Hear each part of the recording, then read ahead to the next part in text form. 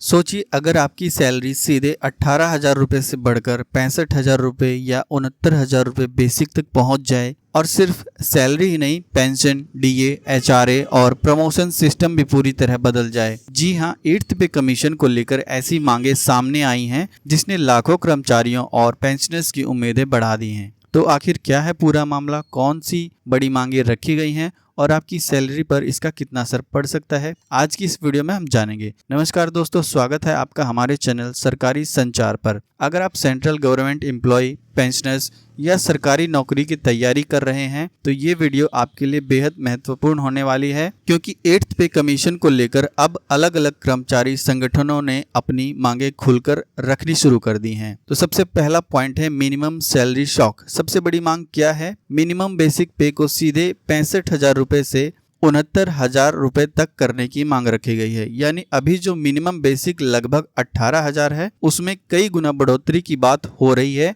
अगर ऐसा होता है तो लाखों कर्मचारियों की ओवरऑल सैलरी में बड़ा जंप देखने को मिल सकता है। पॉइंट नंबर 2 है फिटमेंट फैक्टर। अब बात करते हैं सबसे चर्चित शब्द की, फिटमेंट फैक्टर की। कर्मचारी संगठन 3.8 से 3.833 तक फिटमेंट फैक्टर की मांग कर रहे हैं। यानी पुरानी बेसिक सैलरी को इसी फैक्टर से मल्टीप्लाई करके नई सैलरी तय हो सकती है। उदाहरण के लिए 18,000 को मल्टीप्लाई करेंगे 3.8 से तो आएगा 68,400। मतलब 18,000 बेसिक वाले कर्मचारी की नई बेसिक करीब 68,400 तक पहुंच सकती है। हालांकि ये सिर्फ मांग है, अंतिम फैसला सरकार और पे कमीशन की रिकमेंडेशन पर ही निर्भर करेगा। पॉइंट 3 है एनुअल इंक्रीमेंट। अभी एनुअल इंक्रीमेंट लगभग 3% मिलता है, लेकिन इसे बढ़ाकर 5% से लेकर 6% तक करने की मांग उठ रही है। अगर ऐसा होता है तो हर साल सैलरी ग्रोथ पहले से कहीं ज्यादा तेज हो सकती है। पॉइंट नंबर 4 है पेंशन और डीए। पेंशनर्स के लिए सबसे बड़ी खबर सामने आई है। नई पेंशन रिस्ट्रक्चरिंग, पैरिटी सिस्टम और डीए लिंकेज की मांग की गई है।